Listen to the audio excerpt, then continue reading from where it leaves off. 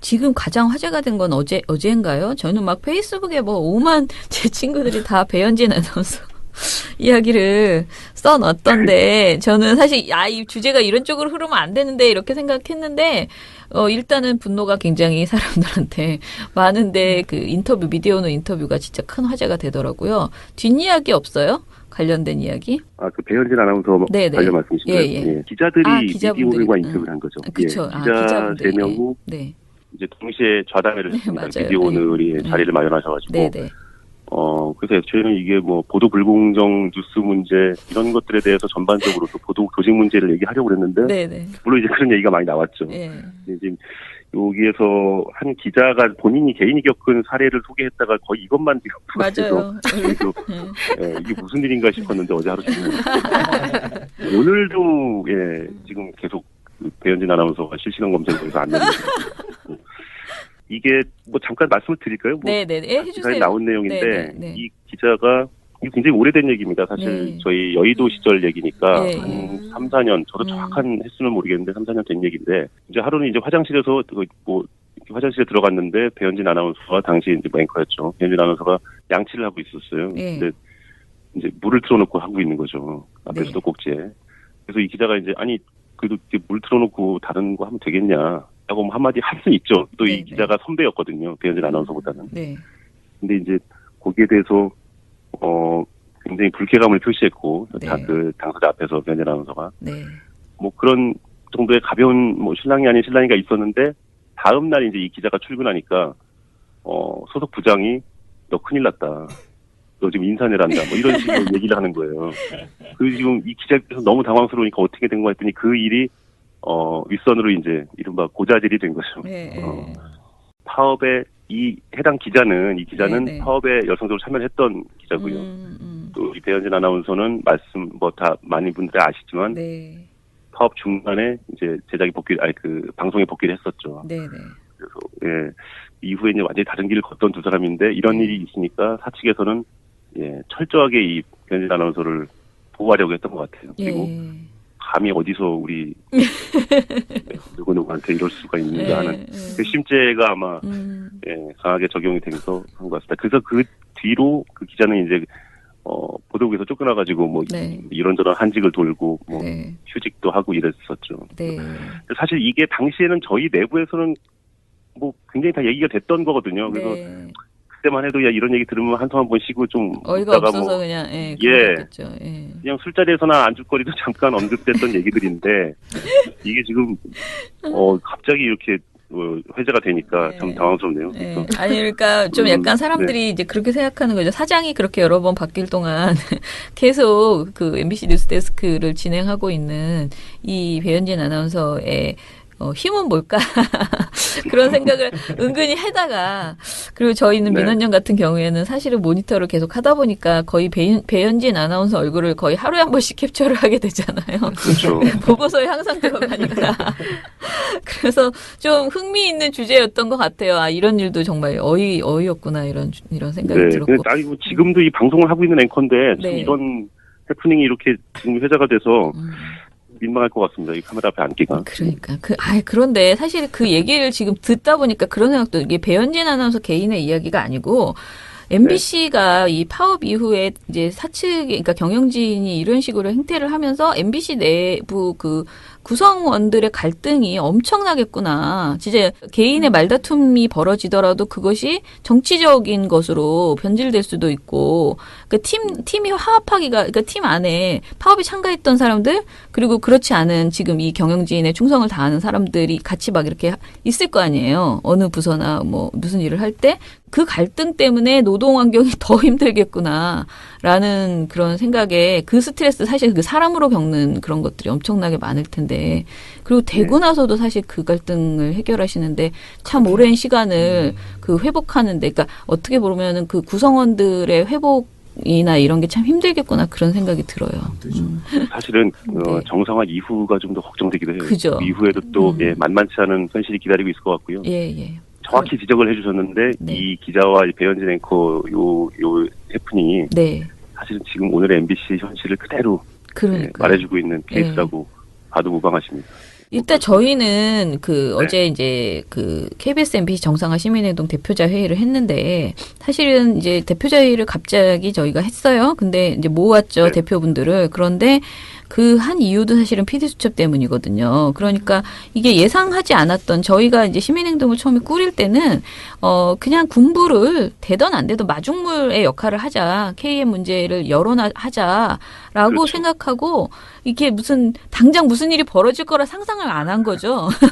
그래서 이렇게 제가 그래도 설렁설렁하겠다는 건 아니지만은 그래도 이렇게 차분하게 여론을 모아보자라는 생각을 가지고 했는데 시작을 했는데 두 번에 그러니까 첫 번째 촛불 KBS 앞에서 촛불 하는 날 갑자기 이제 MBC가 그러니까 PD수첩이 제작거 중단 이야기를 하고 그러면서 이제 사태가 굉장히 뭔가 힘을 좀 줘야 되는 시민의 입장에서는 저는 이제 시민 입장이니까 막 이렇게 응원을 해야 되는 그런 상황이 급하게 온 거예요. 저는 MBC에 대해서 굉장히 양가적인 생각이 드는 게 너무 지치고 힘드셔서 항상 굉장히 조심하시고 그러시잖아요. 그러니까 그러면서 또 막 분노 어떤 그 상황에 대한 분노나 이게 울분도 굉장히 많으시고 그래서 저희 시민의 입장에서는 어찌 됐던 간에 최대한 응원하고 지금 다시 이렇게 어떤 힘이 분노가 터진 이 상황을 그대로 수그러들게 하지 않고 승리하는 그 상황으로 꼭 갈 수 있도록 저희도 바깥에서 많이 힘을 모아 보겠습니다. 네, 반드시 그렇게 하겠습니다. 네. 말씀하신 대로 민원연 등 이 돌마고 캠페인 같은 거 많이 해주시고 또 국민들 여론도 예전 같지 않고요. 그 촛불혁명 이후에 굉장히 언론개혁에 대한 요구가 높으신 걸로 저희도 체감을 할 것 같아요. 요즘 왜냐하면 PD수첩 이 중단 사태도 그렇고 아까 말씀드린 그 기자와 아나운서 해프닝 사실 이런 것들도 예전에 똑같은 형식으로 기사화가 되거나 얘기가 나왔어도 아마 묻혔을 겁니다. 그렇죠. 저 그랬을 것 같아요. PD수첩이 제작을 중단하든지 말든지 아무도 몰랐을 것 같아요. 근데 그만큼 지금 바깥 환경이 그래도 많이 개선이 됐고 시민들이 많이 관심을 가져주시는 상황이라서 저희도 이 상황의 엄중함을 인식하고 있고요. 반드시 이기는 싸움을 끝내겠습니다. 예, 감사합니다. 다음에 또 소식 있으면 바로바로 연결할게요. 예. 네, 고맙습니다. 들어가세요. 네. 지난 금요일 상암 MBC 이따구로 인사하라고 무슨 사장 노름이야. PD수첩 제작진 준비하기 쉽지 않습니다. 인사비 날짜도 못 잡고 있어요. 왜 그런지 아십니까? 나를 밟고 넘어가야 합니다. 나를 밟고 넘어가야 합니다. 인사위에 나를 부르는 건 그들 마음이지만 인사비를 끝내는 건 내 마음입니다. 내가 끝난다고 하기 전까지는 인사위는 절대로 끝나지 않아.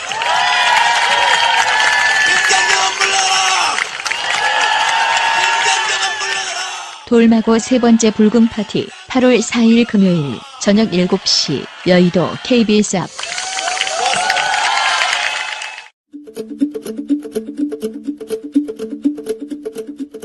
신문 얼마 전에 있었던 혹시 경방, 전방 막 이런 회사들 회장님 그 눈물 그 보도 혹시 기억나세요? 진짜 그게 진짜 웃긴 게 조중동이 번갈아가면서 일면에 그걸 이렇게 내주는 거예요. 마치 무슨 순번을 짠 것처럼. 근데 또 조선일보가 뭐 하나를 냈습니다. 일면에. 뭐냐. 또 그런 내용은 똑같아요. 구성과 내용은 아주 똑같은데 전략이 약간 달라졌어요. 왜냐. 섬유업계 사장님이긴 한데요. 누군지 알 수가 없습니다. 바로 익명의 D사. 익명의 D사의, 대표님의 말씀, 눈물, 이런 것들을 전달을 해줬거든요. 찾으려면 찾긴 하겠더라. 지역이 공장이 있다고 하니까 꼼꼼하게 찾아서 이게 추리를 해내면은 찾을 수도 있을 텐데. 바로. 그러기 싫은 거지. 바로 알 수는 없는 거죠. 제목이 최저임금 대폭 인상 발표 뒤에 사장님은 동남아 공장 찾아 출장 중 이거예요. 기사의 내용은 뭐냐. 지금 인건비가 최저임금이 급격하게 올라서 인건비 때문에 또 베트남으로 간다 그 얘기고 그 가기 전에 이제 한번 부지도 보고 찾아보려면 출장을 가시잖아요. 보통. 그러니까 공장에 있는 직원들이 사장님이 왜 또 동남아 출장 가셔? 그럼 공장 닫는 거 아니야? 이러면서 겁에 질려 있다. 이런 내용을 담고 있는 거예요. 근데 아까 말씀드린 것처럼 경기도 포천에 있는 화학섬유회사 D사 대표 이런 식으로 나온다는 거죠. 바로 알아볼 수 있게. 그러니까 사실 확인을 하기 어렵게 이렇게 만들어주고 있다는 거고요. 또 하나는 이건 예전 보도에서 또 똑같이 반복됐던 건데 조선일보가 하는 것 중에 하나가 최저임금을 자꾸 한국 최저임금하고 베트남 최저임금을 비교하면서 한국에서 몇 명을 고용할 돈으로는 베트남에서 뭐 10명 고용할 수 있다. 막 이러면서 비교를 1대1 비교를 하는 거예요. 바보들이네. 아, 그럼 어떡하라고. 뭐 어쩌라고. 우리가 내년에 올리는 건 아무 상관없잖아. 그 내리라니까 뭐 우리가 지금 베트남 수준까지 내리라는 거야? 아니면 뭐 베트남이랑 같은 수준이 될 때까지 동결하라는 거야? 뭐 어쩌라는 건지 모르겠는 거예요, 이들이. 그래서, 이건 참 부적절하다. 저는 또 그런 생각이 좀 들었습니다. 그리고 사실, 아무리 우리가 최저임금을 아주 적게 올리거나 동결을 해도 어차피 이런 섬유 같은 혹은 완구, 여기 뭐 장갑 만든 업체 이런 얘기들도 조금씩 나오는데요. 노동 집약적인 그런 어떤 산업 같은 경우에는 한계가 있어요. 어차피 우리가 경쟁력의 우위를 점할 수 없는 시기가 돼버린 거예요. 근데 그런 시기적인 흐름을 완전히 무시하고 그냥 최저임금만 조금 어떻게 하면은 될 것처럼 얘기를 하고 있다는 게 참 이거는 심각한 왜곡이고 프레임을 그렇게 짜고 있는 거다. 최저임금의 모든 죄를 씌우는 그런 프레임이다. 네. 그런 생각이 좀 들었습니다. 네. 그쪽 사장님 눈물 안 흘. 굉장히 이렇게 힘들어하시는 모습을 이렇게 보여주고 사장님 그거보다 이제 직원들의 불안감을 여기에서는 조금 더 부각을 했던 것 같아요. 아니, 근데 저도 저 보고서를 보면서 생각한 게 이런 보도 나올 수 있어요. 그런데 그게 일면이라는 거야. 일면과 사면에 그거를 실었어요. 그러니까 이 조선일보가 최소한 경방이나 전방처럼 사장님이 직접 우시고 이름 대놓고 이렇게 그죠. 하는 것도 아니고 어떻게 익명의 그 사장님을 데려다가 일면과 사면을 털어서 보도를 낼 수가 있냐고. 그래도 저는 항상 말하지만은 뭐라 그러죠? 이제 프레임 정치적인 그 생각은 다를 수 있지만 보도에 있어서 기본적으로 지켜야 하는 그 룰이 있잖아요. 그런데 익명 보도는 최소화해야 되고 최소화했을 경우에도 이게 뭐 너무 중요한 정보원인데 예를 들면은 국정농단 사태 같은 거에서 최순실 뭐 이런 거 제보자가 익명할 수 있죠. 절대 못하겠다. 그러면 할 수 없이 하지만 그게 최소화시켜야 되는데 왜 별것도 아닌 걸 다 익명 처리하면서 그 익명 처리한 것을 그거는 사실은 소설을 써도 우리가 입증할 수 없다는 소리잖아요. 그렇죠. 근데 그런 것을 가지고 일면과 이렇게 이런 걸 털어넣으면서 똑같은 그 전방 경방 시리즈를 계속 이렇게 하고 있는 것은 너무 옹색하다. 진짜 주책이 없으시다라는 생각이 좀 들었어요. 이게 이제 어떤 순서가 다 마련이 돼 있는 것 같아요. 처음엔 이제 섬유업계 누구 이렇게 순서가 마련돼 있고 그 다음엔 다음 업계는 또 어디가 마련이 돼 있어. 그래서 이제는 완구업계 이쪽으로 조금씩 범위를 넓히고 있더라고요. 그래서 이것도 시리즈의 일환이었다. 그런 생각이 그렇죠. 들었습니다. 네. 어디 이렇게 모여서 회의했나 보다. 그죠. 경총 자꾸 털리니까 경방 전방 그런 회사가 아닌데 하고 엄청 반박 보도들이 많이 나오고 난리가 났잖아요. 네. 그러니까 이게 좀 부담이 된 거죠. 얼굴을 이렇게 까고 그렇게 말을 하는 게 회사 이름을 말하는 거는 이제 약간 위험 부담이 있다 네, 판단한 것 같아요. 네. 네. 아이고 아무튼 창피해. 또 있죠 신문. 네. 아주 짧은 건데요. 네. 그 이호성 신임 방송통신위원장이 1일 취임식을 가졌지 않습니까? 네. 근데 이날 이제 취임식에서 하신 말씀이 공영방송이 사회적 책임을 다하지 못하고 있다. 이렇게 지적을 하셨어요. 네. 그러면서 방통위가 앞으로 방송 정상화의 촉진자이자 지원자 역할을 하겠다. 그거 좋아라. 그런 아주 멋진 포부를 이제 밝혔죠. 그러면 기사들이 어떻게 나오겠어요? 이호성 위원장이 이제 방송을 장악하려고 한다. 그렇게까지는 이제 공영방송에 이렇게 제대로 정상화하겠다는 의지를 보였다. 이런 보도들이 쭉 나올 거 아닙니까? 근데 조선일보도 제목은 그렇게 뽑았어요. 제목이 비정상적 공영방송 더 이상 방치 못해. 다운편 거예요. 자, 이렇게 해놓고서 내용은 어떻게 써놨느냐. 이 위원장이 취임 일성으로 공영방송 변화에 대한 의지를 밝히면서 이에 따른 논란도 예상된다. 근데 왜 논란인가 보니까 현재 공영방송 KBS와 MBC에선 노조 등 일부 구성원들이 전 정부에서 임명한 경영진 교체와 해직된 노조원 복직 등을 요구하고 있다. 이 위원장의 취임사는 이들의 움직임을 지지하는 것으로 받아들여질 수 있다. 무슨 의미냐? 전 정부에서 임명했을 뿐인 경영진을 교체를 요구하고 있고 그다음에 뭐 어떤 이유로 해직된지는 말 안 해주고 그냥 해직된 노조원에 대한 복직을 요구하고 있는데 그런 요구들을 받아들이려고 하는 건 논란이 예상돼. 라고 얘기를 하고 있는 거죠. 이 기사가 부제도 방송노조 요구 지지 논란도 이거예요. 전혀 논란이 될 일이 없거든요. 전혀. 그냥 공영방송 정상화를 위해서는 당연히 해야 될 일인데 이게 이거 논란이 되겠네? 이러면서 이렇게 장난을 치고 있는 거예요. 이것도 일종의 논란 프레임이다? 이렇게 말씀드리겠어요. 그렇군요. 그죠. 아무도 논란이라고 생각 안 하는데 신문이 논란이 일어난다. 논란이 일어날 것이다. 이렇게 말하는 거예요. 거기에 노조를 약간 그렇죠. 강조해가지고 노조의 요구. 그리고 아까 말씀드린 것처럼 이거는 완전히 공영방송을 망치고 언론을 장악한 부역자들이거든요. 지금 내보내려고 하는 사람들은. 근데 이 사람들에 대해서 전 정부에서 임명한 경영진 교체. 그러면 뭐예요? 보복하는 것 같잖아요. 새 정권이 들어와서. 정치 보복이다. 그렇죠. 그런 느낌을 주죠. 아주 심각합니다. 조선일보가 이래요. 네. 아니 근데 솔직히 말해서 전 정부에서 임명한 경영진이라고 말하기도 좀 민망한 게 네. 김장겸 그 사장은 심지어 탄핵 국면에서 3월에 임명됐어요. 알밖에. 네, 정말. 그거 어떻게 전 정부 그분이 그 유고 상태에 거의 우리 권한대행께서 권한대행께서 하신 그게 네. 무슨 전 정부에서 임명한 진정한 알박기죠 세상에. 참 아무튼 큰일입니다. 네. 언론들이 이명박근혜 아바타입니까? 실망입니다. 4차 산업혁명은 이미 우리 곁에 와 있습니다. 민원연은 4차 산업시대를 맞아 언론의 미래만 보고 가겠습니다. 우리나라에 기울어진 언론 지형을 바로잡을 단체 누굽니까? 민원연의 미디어 달곡기. I see skies of blue. 방송 자, 그러면은 방송은 어제 무슨 보고서가 나갔냐면요. TV조선과 채널A가 뭔가를 문제 삼았대요. 북한 우리가 대북 퍼주기를 하고 있다라는 문제 삼는 보도를 했다는데요. 네. 일단 내용을 보니까 TV조선 북인구조사비 600만 불 지원이라는 보도, 채널A 도발에도 북지원 논란이라는 제목입니다. 자, 어찌됐든 북한한테 600만 불을 지원한다는, 그래서 논란이 된다는 제목이 양사에서 나오는 거죠. 보도 제목부터 우리 정부가 북한에 돈을 지원한다라는 것을 명확하게 주고 있습니다. 근데 보도 내용은 TV조선 같은 경우에는 북한이 대화 거부에도 불구하고 정부는 북한이 요청한 인구 총조사 비용 지원을 추진하고 있습니다. 국제적 대북 제재 와중에 현금 600만 달러, 우리 돈으로 61억 원이 넘는 돈을 북한에 주는 게 맞느냐 하는 지적이 나옵니다. 이채인 기자가 보도합니다. 라는 등의 말들을 했어요. 채널A도 비슷한데요. 통일부가 북한 당국에게 인구 통계를 조사하는 비용을 대는 방안을 검토하고 있습니다.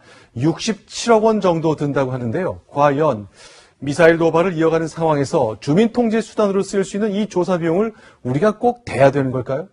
김설혜 기자입니다. 왜 인구 총조사가 주민통제 수단으로 쓰이는지에 대해서는 자세히 그러면 우리나라도 인구 총조사가 그 주민통제 수단이 되는 건가? 이 사람 도대체 무슨 개념으로 이 말을 하는지는 모르겠어요. 그러면서 채널A 기자가 문제는 북한에 전달된 돈이 다른 데 쓰일 가능성이 높다는 겁니다. 라고 진단을 했습니다. 잠깐만요. 그냥 정부가 1대1로 직접적인 루트로 지원하는 게 아니라 유엔을 통해서 한다고요? 네네네. 그럼 이게 왜 문제예요? 그러니까요. 그러면서 북한에 대한 지원이 대북 제재 움직임에 역행하는 것 아니냐는 지적이 나옵니다. 아니 유엔이 하는 거잖아요. 그렇게 지적을 했어요. 지금 말한 나은 씨가 말한 것이 이 보고서의 모든 말이에요. 이거는 우리가 주는 게 아니야. 그리고 유엔이 요청한 거야. 북한이 요청한 것도 아니야. 유엔 인구기금을 통해서 북한 인구 총조사를 하겠다는 것이고, 그래서 유엔 인구기금에서 이것을 이제 요청을 한 거죠. 그러니까 정부가 지금 지원을 검토하고 있는 북한 인구 총조사 비용은 북한이 우리 정부에 직접 요구한 것 절대 아니고 유엔이 요청한 것이고, 그리고 북한이 아니라 국제기구를 지원하는 데 쓰이는 국제기구 지원금이라는 거죠. 이 돈이 나가게 되면. 그런데 이제 그 돈이 결국은 북한에 들어갈 것이라는 것인데 계속 이제 이 사람들이 주장하는 것이 사실은 북한이 이 돈을 가지고 다른 데 쓸 것이다라는 전제가 굉장히 있는 거잖아요. 뭐 주민 통제 수단이라고 말을 한다거나 뭐 이 돈이 과연 그 인구 총조사 비용으로 쓰이지 않을 수 있다라는 것인데 근거가 뭐예요? 없어요, 근거가. 아이고, 그리고 만약에 정말 그게 걱정이 되면은 유엔을 압박해야 되는 거죠. 네. 제대로 감시해라 뭐 이렇게 말할 수 있는 거죠. 난 너네를 믿고 이건 정말 국제 인구 총조사니까 그것이 이제 남북한이 다 나왔으면 좋겠는데 그래서 우리가 북한 돈을 우리 북한 조사비를 우리가 제공한다. 그런데 그것이 결국은 우리에게 정보거든요. 북한 인구 정보라는 것이 우리한테 필요한 것이고 그래서 우리가 준다. 그러면 유엔이 잘해라. 그렇게 말하면 되는데 그것을 지금 굉장히 지금 비꼬면서 이렇게 나가고 우리 정부가 있는 거죠. 마치 퍼주기를 또 시작한 것처럼. 네. 아니 그렇게 치면 유엔이 퍼주기 하는 거잖아요. 그러니까요. 유엔이 북한 미사일을 만드는데. 네, 맞아요. 큰일 날 떴지구만. 종북이야. 그리고 이제 그 바른정당이나 이런 데서는 이제 굉장히 당연히 비판을 했더라고요. 이런 얘기를 했어요. 이제 TV조선 보도에서 대화를 통해 북한 핵 문제를 풀어볼 생각을 여전히 하고 있다면 그것은 모래 위에 집을 짓는 일입니다라고 바른정당이 비판을 했거든요. 이 일에 가지고 논평을 냈는데 이것을 이제 TV조선에서 전해줬어요. 그러면서 이제 다른데 돈이 쓰일 가능성이 있다라고 채널A가 이제 길게 얘기했지만 사실 그 동안의 유엔 기금, 인구 기금을 사용한 것을 보면은 그 철저히 통제된 북한의 실상을 객관적으로 확인할 수 있는 거의 유일한 인구 통계라는 거예요. 유엔 인구 기금의 그 조사가. 그래서 이제 중요한 자료로 지금 평가받고 있다고 합니다. 그래서 이것을 이런 식으로 몰아붙이는 것은 굉장히 근거 없는 비난이다라고. 되게 기사가 멍청한데요. 뭐 네, 뭐라고 말하기. 그리고 뭐 이제 봉우 씨 또 이제 간만에 이제 보고서 이제 봉우 씨는 원래 그동안 모니터를 하다가 예전에 생각났던 이런 똑같은 거 또 있었어. 그러고 이제 막 끌어와서 쫙 지적해 주잖아요. 근데 이런 그 현금 퍼주기 프레임 언제 또 나왔었는지를 막 정리해 줬는데 대표적인 사례가 개성공단이었죠. 개성공단 폐쇄하고 그 여러 가지 일들이 있을 때 연일 그 조금만 개성공단 열자 하면 이건 현금 퍼주기다. 그리고 개성공단에서 모든 돈이 다 북한의 미사일 개발로 들어갔다는 식으로 계속 주장했었잖아요. 뭐 이런 여러 가지 사례들을 이야기를 했습니다. 그래서 우리가 자꾸 북의 현금 퍼주기, 그러니까 인도적 지원이나 정말 반드시 필요한 부분조차도 자꾸 말도 안 되는 이런 주장을 하는 것은 사실은 자신들이 주장하는 북한 인권 엄청 중요하죠. 생각하잖아요. 생각해보니까. 네. 북한 인권 그거하고 맞지 않아요. 예, 그러니까 돈을 지원을 할 때는 이게 다른 쪽으로 군사적인 목적으로 흘러가지 않도록 그거를 제재하는 방안을 얘기를 해야지 무조건 그거를 돈만 주면 큰일 날 것처럼 그렇게 맞아요. 얘기를 하면 사실은 북한 인권을 침해하는 거예요. 어떻게 보면. 왜냐하면 거기 있는 그 북한의 그야말로 인민들이 어렵다는 것을 그렇게 강조하고 그러면서 정작 지원은 절대 못하게 하는 이 태도 자체가 좀 굉장히 모순이다. 에이, 뭐 모순인 게 한둘인가. 자포자기십니다. 네. 갑자기 놓아버리셨네. 말해놓고 나니 뭐 내가 전에 쟤네들의 그런 모순된 거를 뭐 가르쳐봤자 소용이 없더라. 이타령도 진짜 30년째 하는 이타령도 진짜 지겹다 그런 생각이 드네요. 30년 하면 지겨울 수 있죠. 네네.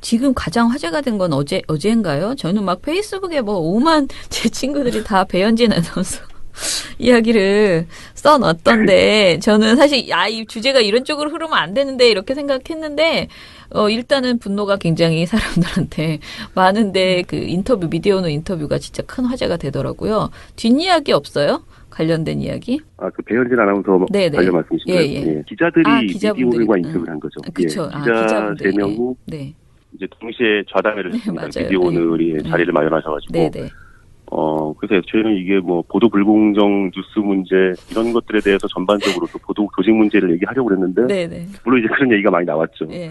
지금 여기에서 한 기자가 개인이 겪은 사례를 소개했다가 거의 이것만 지금 맞아요.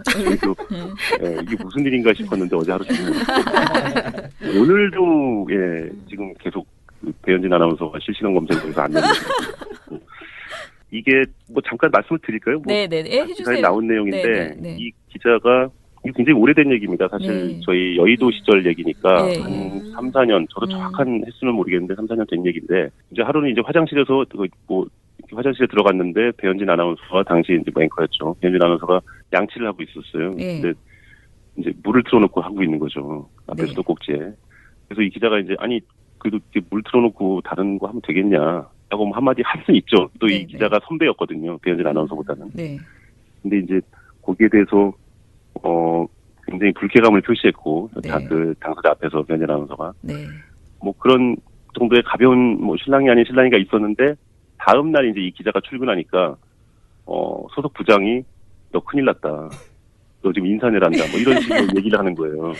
그 지금 이 기자께서 너무 당황스러우니까 어떻게 된 거 했더니 그 일이 윗선으로 이제 이른바 고자질이 된 거죠. 파업에 이 기자는 파업에 열성적으로 참여를 했던 기자고요.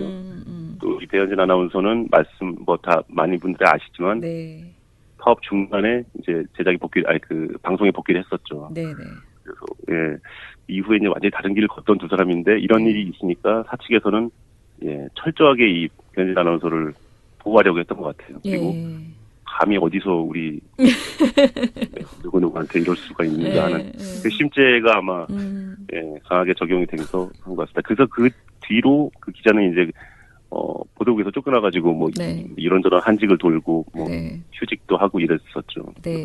사실 이게 당시에는 저희 내부에서는 뭐 굉장히 다 얘기가 됐던 거거든요. 그래서 그때만 해도 야 이런 얘기 들으면 한숨 한번 쉬고 좀 어이가 없어서 그냥 그냥 술자리에서나 안주거리도 잠깐 언급됐던 얘기들인데 이게 지금 갑자기 이렇게 회자가 되니까 참 당황스럽네요.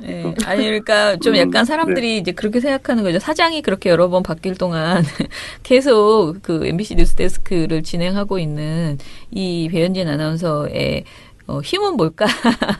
그런 생각을 은근히 하다가, 그리고 저희는 민원연 같은 경우에는 사실은 모니터를 계속 하다 보니까 거의 배현진 아나운서 얼굴을 거의 하루에 한 번씩 capture를 하게 되잖아요. 그렇죠. 보고서에 항상 들어가니까. 그래서 좀 흥미있는 주제였던 것 같아요. 아, 이런 일도 정말 어이없구나, 이런 생각이 들었고. 아니, 뭐 지금도 이 방송을 하고 있는 앵커인데, 참 이런 해프닝이 이렇게 지금 회자가 돼서, 민망할 것 같습니다. 이 카메라 앞에 앉기가. 그러니까 그런데 사실 그 얘기를 지금 듣다 보니까 그런 생각도 이게 배현진 아나운서 개인의 이야기가 아니고 MBC가 이 파업 이후에 이제 그러니까 경영진이 이런 식으로 행태를 하면서 MBC 내부 그 구성원들의 갈등이 엄청나겠구나. 진짜 개인의 말다툼이 벌어지더라도 그것이 정치적인 것으로 변질될 수도 있고, 그러니까 팀이 화합하기가, 그러니까 팀 안에 파업에 참가했던 사람들, 그리고 그렇지 않은 지금 이 경영진에 충성을 다하는 사람들이 같이 막 이렇게 있을 거 아니에요. 어느 부서나 뭐 무슨 일을 할 때. 그 갈등 때문에 노동 환경이 더 힘들겠구나라는 그런 생각에 그 스트레스 사실 그 사람으로 겪는 그런 것들이 엄청나게 많을 텐데 그리고 되고 나서도 사실 그 갈등을 해결하시는데 참 오랜 시간을 그 회복하는데 그러니까 어떻게 보면은 그 구성원들의 회복이나 이런 게 참 힘들겠구나 그런 생각이 들어요. 사실은 정상화 이후가 좀 더 걱정되기도 해요. 그죠. 이후에도 또 만만치 않은 현실이 기다리고 있을 것 같고요. 정확히 지적을 해주셨는데 이 기자와 배현진 앵커 요 해프닝이 사실은 지금 오늘의 MBC 현실을 그대로 말해주고 있는 케이스라고 봐도 무방하십니다. 일단 저희는 어제 이제 KBS MBC 정상화 시민행동 대표자 회의를 했는데 사실은 이제 대표자 회의를 갑자기 저희가 했어요. 근데 이제 모았죠 대표분들을. 그런데 그 한 이유도 사실은 PD수첩 때문이거든요. 그러니까 이게 예상하지 않았던 저희가 이제 시민행동을 처음에 꾸릴 때는 그냥 군부를 되던 안 되던 마중물의 역할을 하자. KM 문제를 열어하자라고 그렇죠. 생각하고 이게 당장 무슨 일이 벌어질 거라 상상을 안 한 거죠. 그래서 네. 이렇게 뭐 제가 그래도 설렁설렁하겠다는 건 아니지만은 그래도 이렇게 차분하게 여론을 모아보자라는 생각을 가지고 했는데 시작을 했는데 두 번에 그러니까 첫 번째 그 촛불 KBS 앞에서 촛불 하는 날 갑자기 이제 MBC가 그러니까 PD수첩이 제작거 중단 이야기를 네. 하고 그러면서 이제 사태가 굉장히 뭔가 힘을 좀 줘야 되는 시민의 입장에서는 저는 이제 시민 입장이니까 막 이렇게 응원을 해야 되는 그런 상황이 급하게 온 거예요.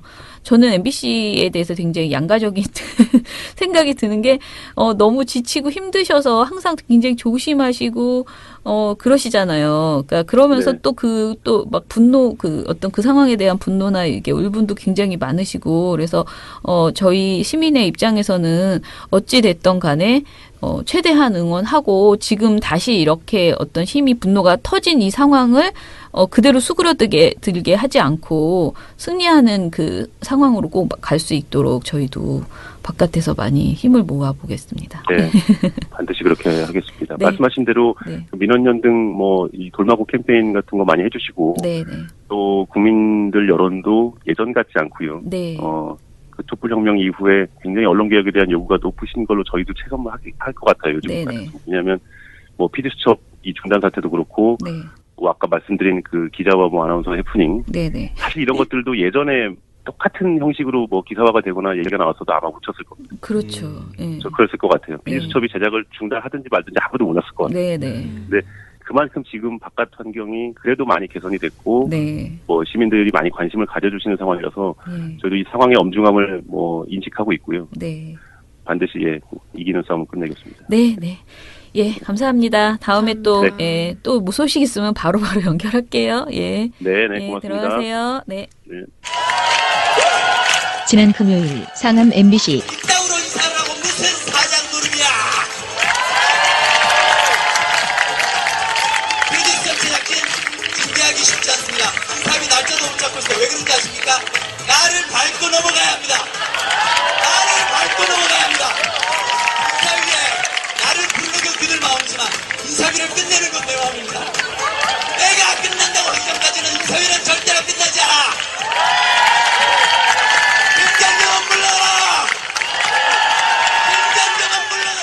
돌마고 세 번째 불금 파티 8월 4일 금요일 저녁 7시 여의도 KBS 앞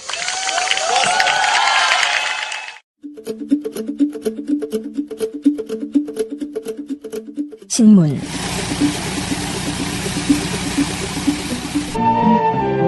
I see skies of blue. 방송 자, 그러면은 방송은 어제 무슨 보고서가 나갔냐면요. TV조선과 채널A가 뭔가를 문제 삼았대요. 북한 우리가 대북 퍼주기를 하고 있다라는 문제 삼는 보도를 했다는데요. 네. 일단 내용을 보니까 TV조선 북인구 조사비 600만 불 지원이라는 보도, 채널A 도발에도 북 지원 논란이라는 제목입니다. 자, 어찌됐든 북한한테 600만 불을 지원한다는 그래서 논란이 된다는 제목이 양사에서 나오는 거죠. 보도 제목부터 우리 정부가 북한에 돈을 지원한다라는 것을 명확하게 주고 있습니다. 근데 보도 내용은 TV조선 같은 경우에는 북한이 대화 거부에도 불구하고 정부는 북한이 요청한 인구 총조사 비용 지원을 추진하고 있습니다. 국제적 대북 제재 와중에 현금 600만 달러, 우리 돈으로 61억 원이 넘는 돈을 북한에 주는 게 맞느냐 하는 지적이 나옵니다. 이채인 기자가 보도합니다. 라는 등의 말들을 했어요. 채널A도 비슷한데요. 통일부가 북한 당국에게 인구 통계를 조사하는 비용을 대는 방안을 검토하고 있습니다. 67억 원 정도 든다고 하는데요. 과연 미사일 도발을 이어가는 상황에서 주민통제 수단으로 쓰일 수 있는 이 조사 비용을 우리가 꼭 대야 되는 걸까요? 김설혜 기자입니다. 왜 인구 총조사가 주민통제 수단으로 쓰이는지에 대해서는 자세히 그러면 우리나라도 인구 총조사가 그 주민통제 수단이 되는 건가? 이 사람 도대체 무슨 개념으로 이 말을 하는지는 모르겠어요. 그러면서 채널A 기자가 문제는 북한에 전달된 돈이 다른 데 쓰일 가능성이 높다는 겁니다. 다라고 진단을 했습니다. 잠깐만요. 그냥 정부가 1대1로 직접적인 루트로 지원하는 게 아니라 유엔을 통해서 한다고요? 네네네. 그럼 이게 왜 문제예요? 그러니까요. 그러면서 북한에 대한 지원이 대북 제재 움직임에 역행하는 것 아니냐는 지적이 나옵니다. 아니 유엔이 하는 거잖아요. 그렇게 지적을 했어요. 지금 말한 나은 씨가 말한 것이 이 보고서의 모든 말이에요. 이거는 우리가 주는 게 아니야. 그리고 유엔이 요청한 거야. 북한이 요청한 것도 아니야. 유엔 인구기금을 통해서 북한 인구 총조사를 하겠다는 것이고, 그래서 유엔 인구기금에서 이것을 이제 요청을 한 거죠. 그러니까 정부가 지금 지원을 검토하고 있는 북한 인구 총조사 비용은 북한이 우리 정부에 직접 요구한 것 절대 아니고 유엔이 요청한 것이고, 그리고 북한이 아니라 국제기구를 지원하는 데 쓰이는 국제기구 지원금이라는 거죠. 이 돈이 나가게 되면. 그런데 이제 그 돈이 결국은 북한에 들어갈 것이라는 것인데, 계속 이제 이 사람들이 주장하는 것이 사실은 북한이 이 돈을 가지고 다른 데 쓸 것이다라는 전제가 굉장히 있는 거잖아요. 뭐, 주민통제수단이라고 말을 한다거나, 뭐, 이 돈이 과연 그 인구 총조사 비용으로 쓰이지 않을 수 있다라는 것인데. 근거가 뭐예요? 없어요, 근거가. 아이고, 그리고 만약에 정말 그게 걱정이 되면은 유엔을 압박해야 되는 거죠. 네. 제대로 감시해라. 뭐 이렇게 말할 수 있는 거죠. 난 너네를 믿고 이건 정말 국제 인구 총조사니까 그것이 이제 남북한이 다 나왔으면 좋겠는데, 그래서 우리가 북한 돈을 우리 북한 조사비를 우리가 제공한다. 그런데 그것이 결국은 우리에게 정보거든요. 북한 인구 정보라는 것이 우리한테 필요한 것이고, 그래서 우리가 준다. 그러면 유엔이 잘해라. 그렇게 말하면 되는데 그것을 지금 굉장히 지금 비꼬면서 이렇게 나가고 우리 정부가 있는 거죠. 마치 퍼주기를 또 시작한 것처럼. 네. 아니 그렇게 치면 유엔이 퍼주기 하는 거잖아요. 그러니까요. 유엔이 북한 미사일을 만드는 네, 맞아요. 큰일 날 자체구만. 종북이야. 그리고 이제 그 바른정당이나 이런 데서는 이제 굉장히 당연히 비판을 했더라고요. 이런 얘기를 했어요. 이제 TV조선 보도에서 대화를 통해 북한 핵 문제를 풀어볼 생각을 여전히 하고 있다면 그것. 얼마 전에 있었던 혹시 경방, 전방 막 이런 회사들 회장님 그 눈물 그 보도 혹시 기억나세요? 진짜 그게 진짜 웃긴 게 조중동이 번갈아가면서 일면에 그걸 이렇게 내주는 거예요. 마치 무슨 순번을 짠 것처럼. 근데 또 조선일보가 뭐 하나를 냈습니다. 일면에. 뭐냐. 또 그런 똑같은 내용은 똑같아요. 구성과 내용은 아주 똑같은데 전략이 약간 달라졌어요. 왜냐, 섬유업계 사장님이긴 한데요. 누군지 알 수가 없습니다. 바로 익명의 D사, 익명의 D사의 뭐 대표님의 말씀, 눈물 이런 것들을 전달을 해줬거든요. 아니 찾으려면 찾긴 하겠더라. 네, 뭐 지역이 공장이 있다고 하니까 꼼꼼하게 찾아서 이게 추리를 해내면은 찾을 수도 있을 텐데 바로 그러기 싫은 거지. 그런 거 하지 마. 알 수는 없는 거죠. 네. 제목이 최저임금 대폭 인상 발표 뒤에 사장님은 동남아 공장 찾아 출장 중 이거예요. 기사의 내용은 뭐냐? 지금 인건비가 최저임금이 급격하게 올라서 인건비 때문에 또 베트남으로 간다 그 얘기고 그 가기 전에 이제 한번 부지도 보고 찾아보려면 출장을 가시잖아요, 보통. 그러니까 공장에 있는 직원들이 사장님이 왜 또 동남아 출장 가셔? 그럼 공장 닫는 거 아니야? 이러면서 겁에 질려 있다. 이런 내용을 담고 있는 거예요. 근데 아까 말씀드린 것처럼 경기도 포천에 있는 화학섬유회사 D사 대표 이런 식으로 나온다는 거죠. 바로 알아볼 수 있게. 그러니까 사실 확인을 하기 어렵게 이렇게 만들어주고 있다는 거고요. 또 하나는 이건 예전 보도에서 또 똑같이 반복됐던 건데 조선일보가 하는 것 중에 하나가 최저임금을 자꾸 한국 최저임금하고 베트남 최저임금을 비교하면서 한국에서 몇 명을 고용할 돈으로는 베트남에서 뭐 10명 고용할 수 있다. 막 이러면서 비교를 1대1 비교를 하는 거예요. 바보들이네. 그럼 어떡하라고. 뭐 어쩌라고.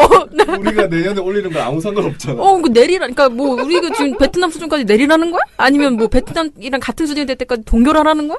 뭐 어쩌라는 건지 모르겠는 거예요, 이들이. 그래서, 이건 참 부적절하다. 저는 또 그런 생각이 좀 들었습니다. 그리고 사실, 아무리 우리가 최저임금을 아주 적게 올리거나 동결을 해도 어차피 이런 섬유 같은 혹은 완구, 여기 뭐 장갑 만든 업체 이런 얘기들도 조금씩 나오는데요. 노동 집약적인 그런 어떤 산업 같은 경우에는 한계가 있어요. 어차피 우리가 경쟁력의 우위를 점할 수 없는 시기가 돼버린 거예요. 근데 그런 시기적인 흐름을 완전히 무시하고 그냥 최저임금만 조금 어떻게 하면은 될 것처럼 얘기를 하고 있다는 게 참 이거는 심각한 왜곡이고 프레임을 그렇게 짜고 있는 거다. 최저임금의 모든 죄를 씌우는 그런 프레임이다. 그런 생각이 좀 들었습니다. 네. 그쪽 사장님 눈물 안 흘려요. 굉장히 이렇게 힘들어하시는 모습을 이렇게 보여주고 사장님 그거보다 이제 직원들의 불안감을 여기에서는 조금 더 부각을 했던 것 같아요. 아니, 근데 저도 저 보고서를 보면서 생각한 게 이런 보도 나올 수 있어요. 그런데 그게 일면이라는 거야.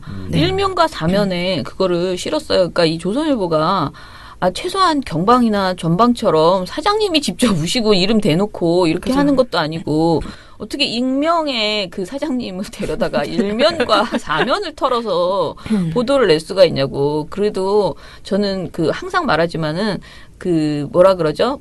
이제 프레임 정치적인 그 생각은 다를 수 있지만 보도에 있어서 기본적으로 지켜야 하는 그 룰이 있잖아요. 그런데 익명 보도는 최소화해야 되고 최소화했을 경우에도 이게 너무 중요한 그 정보원인데 예를 들면은 국정농단 사태 같은 거에서 최순실 이런 거 제보자가 익명일 수 있죠. 절대 못하겠다. 그러면 할 수 없이 하지만 그게 최소화시켜야 되는데 왜 별것도 아닌 걸 다 익명 처리하면서 그 익명 처리한 것을 그거는 사실은 소설을 써도 우리가 입증할 수 없다는 소리잖아요. 그렇죠. 근데 그런 것을 가지고 일면과 이렇게 이런 걸 털어넣으면서 똑같은 그 전방 경방 시리즈를 계속 이렇게 하고 있는 것은 너무 옹색하다. 진짜 주책이 없으시다라는 생각이 좀 들었어요. 이게 이제 어떤 순서가 다 마련이 돼 있는 것 같아요. 처음엔 이제 섬유업계 누구 이렇게 순서가 마련돼 있고 그 다음엔 다음 업계는 또 어디가 마련이 돼 있어. 그래서 이제는 완구업계 이쪽으로 조금씩 범위를 넓히고 있더라고요. 그래서 이것도 시리즈의 일환이었다. 그런 생각이 그렇죠. 들었습니다. 네. 어디 이렇게 모여서 회의했나 보다. 그 경총 자꾸 털리니까 경방 전방 그런 회사가 아닌데 하고 엄청 반박 보도들이 많이 나오고 난리가 났잖아요. 네. 그러니까 이게 좀 부담이 된 거죠. 얼굴을 이렇게 까고 그렇게 말을 하는 게 회사 이름을 말하는 거는 이제 약간 위험 부담이 있다 이렇게 판단한 것 같아요. 네.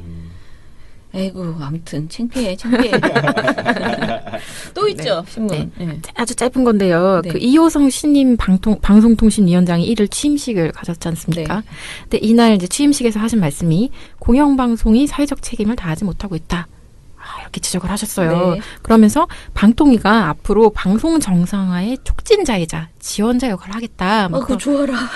그런 아주 멋진 포부를 이제 밝혔죠. 그러면 기사들이 어떻게 나오겠어요?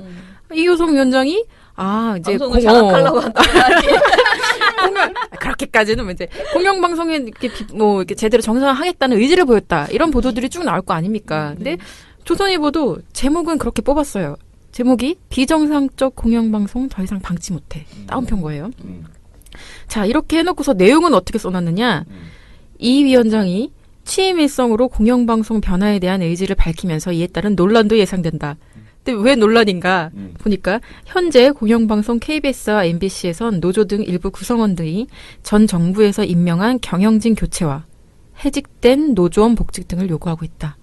이 위원장의 취임사는 이들의 움직임을 지지하는 것으로 받아들여질 수 있다. 무슨 의미냐? 전 정부에서 임명했을 뿐인 경영진을 교체를 요구하고 있고 그다음에 어떤 이유로 해직된지는 말 안 해주고 그냥 해직된 노조원에 대한 복직을 요구하고 있는데 그런 요구들을 받아들이려고 하는 건 논란이 예상돼라고 얘기를 하고 있는 거죠. 이 기사가 부제도 방송노조 요구 지지 논란도 이거예요. 전혀 논란이 될 일이 없거든요. 전혀 그냥 공영방송 정상화를 위해서는 당연히 해야 될 일인데 이게 이거 논란이 되겠네? 이러면서 이렇게 장난을 치고 있는 거예요. 이것도 일종의 논란 프레임이다? 이렇게 말씀드리겠어요. 그렇군요. 그죠. 아무도 논란이라고 생각 안 하는데 신문이 논란이 일어난다. 논란이 일어날 것이다. 이렇게 말하는 거예요. 거기에 노조를 약간 강조해가지고 노조의 요구. 그리고 아까 말씀드린 것처럼 이거는 완전히 공영방송을 망치고 언론을 장악한 부역자들이거든요. 지금 내보내려고 하는 사람들은. 근데 이 사람들에 대해서 전 정부에서 임명한 경영진 교체. 그러면 뭐예요? 보복하는 것 같잖아요. 새 정권이 들어와서. 정치 보복이다. 그렇죠. 그런 느낌을 주죠. 아주 심각합니다. 조선일보가 이래요. 네. 아니 근데 솔직히 말해서 전 정부에서 임명한 경영진이라고 말하기도 좀 민망한 게 김장겸 그 사장은 심지어 탄핵 국면에서 3월에 임명됐어요. 알밖에. 네, 정말. 그거 어떻게 전 정부 그분이 그 유고 상태에 거의 우리 권한대행께서 권한대행께서 하신 그게 네. 무슨 전 정부에서 임명한 진정한 알박기죠 세상에. 참 아무튼 큰일입니다. 네. 언론들이 이명박근혜 아바타입니까? 실망입니다. 4차 산업혁명은 이미 우리 곁에 와 있습니다. 민원연은 4차 산업시대를 맞아 언론의 미래만 보고 가겠습니다. 우리나라의 기울어진 언론 지형을 바로잡을 단체 누굽니까? What a wonderful world. 민원연의 미디어 달곡기.